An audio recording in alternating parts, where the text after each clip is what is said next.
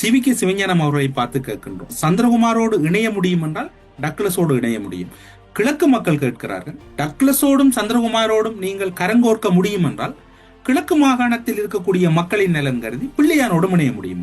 இதற்கு என்ன பதிலை கூற போறார்? அது வேற, இது வேற என்று சொல்ல போறாரா? இதற்கு என்ன அர்த்தம் புரியும்?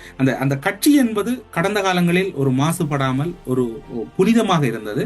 மாவை சேனாதி ராஜா மரணிக்கும் வரையும் கருத்துக்கள் தான் முன்னுக்கு பின் முரணாக இருந்ததை ஒழிய இப்போது கட்சியின் கொள்கையே ஒட்டுமொத்தத்தில் முரணாகவும் எதிராகவும் சென்று விட்ட ஒரு சூழ்நிலை இருக்கின்றது.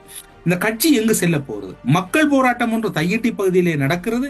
அந்த கட்சியின் நாடாளுமன்ற உறுப்பினர் அங்கு இருக்கின்றார். அந்த கட்சிக்கு எதிராக தன்னை நகர்த்திய ஒருவரை நோக்கி சிவிகே சிவஞானம் நகர்ந்து செல்வது என்பது அரசியலில் எவ்வளவு ஒரு மிகவும் மோசமான நிலையை நோக்கி தமிழ் தேசிய அரசியல் பயணிக்கிறது என்று பாருங்கள். உங்கள் அனைவருக்கும் ஞாபகம் இருக்கும், இதே தளத்தில் கூறியிருக்கிறோம். சந்திரகுமாரை சங்கு கூட்டணிக்குள் அனுப்பி வைத்தது சுமந்திரன். காலப்போக்கில் சங்கு கூட்டணியை வீட்டோடு இணைக்கின்ற போது சந்திரகுமாரை சங்குக்குள்ளால் வீட்டுக்குள் இணைத்துக் கொள்ள வேண்டும் என்பதும் ஸ்ரீதரனை வெளியில் விட வேண்டும் என்பதும் அந்த கூட்டணியினுடைய சுமந்திரன் அவர்களுடைய திட்டமாக இருந்தது. அந்த திட்டம் கிட்டத்தட்ட இப்போது நிறைவேறி இருக்கிறதா என்கின்ற கேள்வி பலரிடம் இருக்கின்றது. காரணம், சுமந்திரன் சந்திரகுமார் இடையில் இருக்கக்கூடிய அந்த நட்பென்று கூறப்பட்டது. அரசியல் ரீதியாக கொள்கை ரீதியாக ஒரு கட்சியும் கொள்கைக்கு எதிரான ஒரு கட்சியும் என்று கூறுவார்கள். இப்போது வடக்கு கிழக்கிலே இருக்கக்கூடிய கட்சிகள் அனைத்துமே கொள்கை இல்லாத கட்சிகளாக மாறிவிட்டதா என்கின்ற கேள்வி இருக்கிறது. இதே சந்திரகுமார் கஜேந்திரகுமாரோடு செல்கின்ற போது நீங்கள் கடந்த காலங்களில் டக்ளஸை விமர்சித்தீர்கள், இப்போது கஜேந்திரகுமாரை இணைக்கிறீர்களா என்கின்ற கேள்விகளை இதே தமிழரசு கட்சிக்காரர்கள் கேட்டிருந்தார்கள். இப்போது தமிழரசு கட்சிக்குள் சந்திரகுமார் வருகின்ற போது என்ன கேள்விகளை தமிழரசு கட்சி கூறப்போகிறது?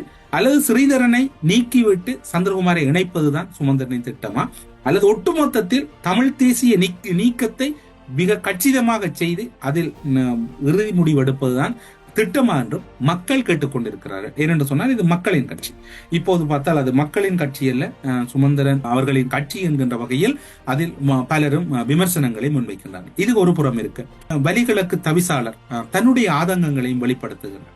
அவர் ஊடகங்களுக்கு வழங்கிய செவியிலே கூறுகின்றார், இவ்வாறு தாக்குதல் நடத்துவார்கள் என்பது எனக்கு ஏற்கனவே திட்டமிடப்பட்ட வகையில் தெரியும் என்று அவரும் கூறுகிறார்.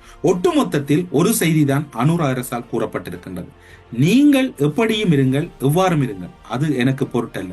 ஆனால் பௌத்த மயமாதல் என்பதற்கு எதுவும் விதிவிலக்கல்ல. அதில் இலங்கையர் என்றால் கூட அதில் முதல் மதம் பௌத்த மதமாகத்தான் இருக்கின்றது.